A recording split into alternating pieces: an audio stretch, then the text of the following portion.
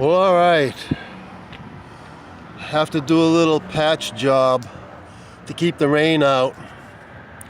I had these windows cracked open just a little bit for ventilation, and then about a week or so ago it was going to rain, so I figured I better roll those windows up. They are electric windows, which I hate, and when I went to roll them up, I had no battery. Battery's dead, completely dead. So I can't keep those windows open and let the rain get in. So I'm doing a little patch job. A couple of days I'm going to take the battery out of old Rough Cut right down there, which is only a year old. That battery is fairly new. And I'm going to put it in this van because next week I'm getting the catalytic converters replaced. Hallelujah.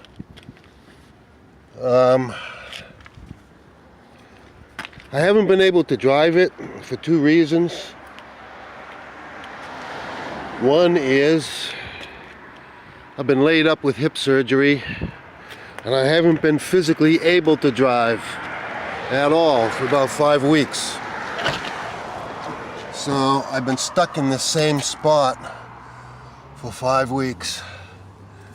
But I have recovered from the surgery. The doctor says I can go back to driving again. But the van doesn't run more than about 10 miles an hour because the catalytic converters are clogged. I had to get the spark plugs and the ignition coils replaced because they were totally burnt. And that's where all the dirt got into the catalytic converters. Previous owner didn't do a decent tune-up in a long time.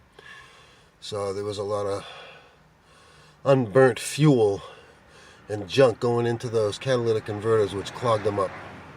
And now it barely runs at all. But $1,200 to replace both catalytic converters next week. I think that's a pretty fair deal. And I'll have the money and I'm going to get it done. The van will be mobile again. And hallelujah, I can get off this street and go back to my usual parking spaces and be mobile again. It's been a long time. It's been a long time coming, but I know a change is gonna come. So, and I gotta do this window over here. I gotta do the same thing. I gotta patch that up. But yeah, man, we've been parked here in the same spot for about 5 weeks. And I'm just thankful that we're in a place where nobody cares. This truck in front of me here, with the big white truck there, that belongs to the restaurant owner across the street. And it's been parked in the same place for weeks. His tires are flat. This gray Mercedes station wagon over here, that thing's been there for about 6 months. And nobody complains, and that's a good thing. Because otherwise I would have had to move this van somewhere, and that would have been a problem. So yeah, next week, the first week of the new year, great way to start off the new year. Get the van fixed, get the hell off this street. Things will be better. Things are going to get better from now on. So yeah, I'll give you an update when I get the van repaired next week. But yeah, the hip surgery was difficult. Really difficult. I had my right hip replaced. And the doc did a great job. There's 2 ways they can replace that hip. They can come in through the front or they can go in through the back. I got this booklet.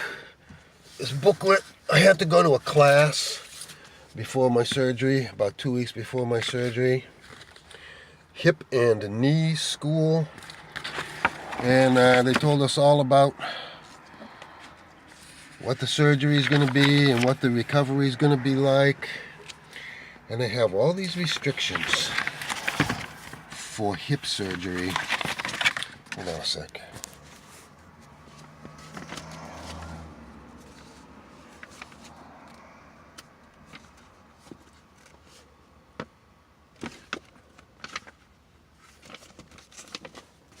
Yeah, here we go. Your recovery At home. Come on, focus. Here we go. Your recovery at home. Listen to the things it says I could not do after surgery. Don't bend your hip past 90 degrees. Don't cross your legs. Don't lean forward while sitting in a chair. Don't sit on a chair that does not have arms. Don't lean forward while sitting in bed. Don't sit for more than 60 minutes at a time. Get up and walk frequently. Don't sit on a toilet or commode that is too low and or does not have handles or sidearms. Don't let your knee cross the middle of your body. Do use pillows between your legs at night to keep your hips properly aligned. So that's an awful lot of restrictions. And again, this was 2 weeks prior to my surgery.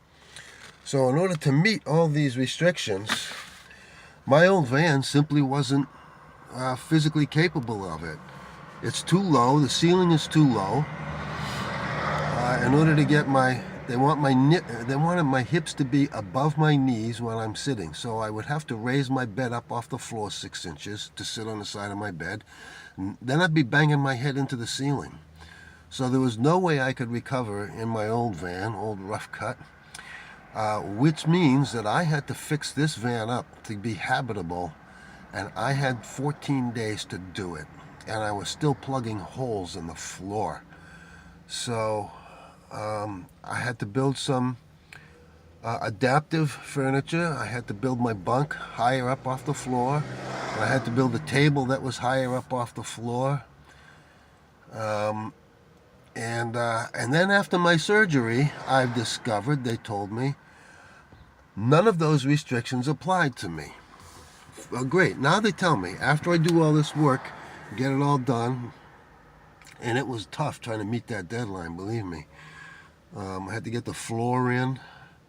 I put OSB down for the floor, and it was a tough job getting it done in 14 days, but I did it. And then I find out after the surgery, none of those restrictions apply to me. Why? Because there's 2 ways to get this surgery done, from the front or from the back. My surgeon, he's a great guy, and he did a wonderful job. He comes in through the front, an anterior approach to replace the hip. Because of that, none of those other restrictions apply to me. That's only for people whose hip gets replaced from posterior, from behind, because apparently there's a lot more tissue that gets cut and all that stuff, and it can get pretty gross. So I did all that work for nothing. I had all that worry for nothing. But anyway, the van is habitable just barely. It's not insulated. It's cold. I have the heater on a lot in here. I'm going through propane like nobody's business, and I haven't been able to drive. So I've been taking taxi cabs to get everything done, and I've been hobbling around on crutches. Finally today, after a lot of physical therapy and recuperation, the physical therapist said no more crutches. I went from 2 crutches to 1, and now none. She wants me walking around with no crutches. So my recovery has been great, and I can't wait to get mobile again. But $1,200 next week when that paycheck comes in. This thing is getting new catalytic converters. There's 2 of them, and I will be mobile again, and I can get off this street. I can go down to parking on the water side. The battery went dead, so I'm going to have to swap the battery from the old van into this one. But it's going to be great to be mobile again. So that's an update for now, folks. Thanks so much for watching. Be sure to like, subscribe, comment, tell your friends, and we'll see you next time. Peace out.